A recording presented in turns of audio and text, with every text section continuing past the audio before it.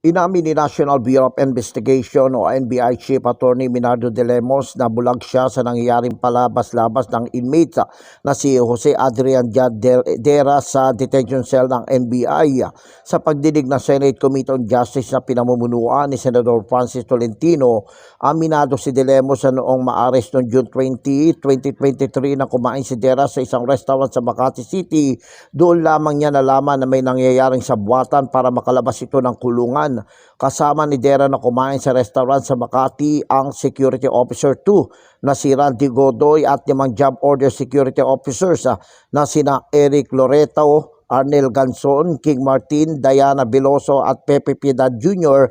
kung saan inaresto sila pagbalik sa NBI detention cell sa Top Avenue sa lungsod ng Maynila. Sa naturang pagdinig, inamin ni Dera na nagpapaalam lamang siya kay Security Officer Godoy tuwing siya ay lalabas kahit walang court order at medical emergency.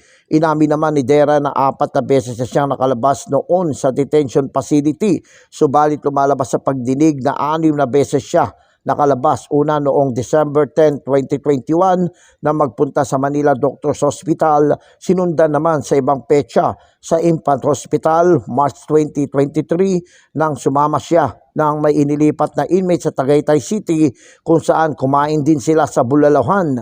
June 15, 2023, Father's Day, umuwi si Dera sa kanyang pamilya at ang huli ay nitong June 20, 2023 nang kumain sila sa isang restaurant sa Makati ng sanhi ng kanilang pagkakaaresto. Inamin din ni Dera na mayroon siyang mga paninda sa loob ng detention cell kaya may hawak siyang 100,000 pesos na maaresto ng mga operatiba ng NBI.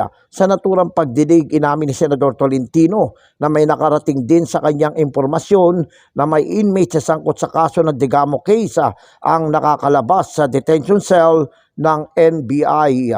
Ako, si Jojo Sikat, walang inaatas ang balita.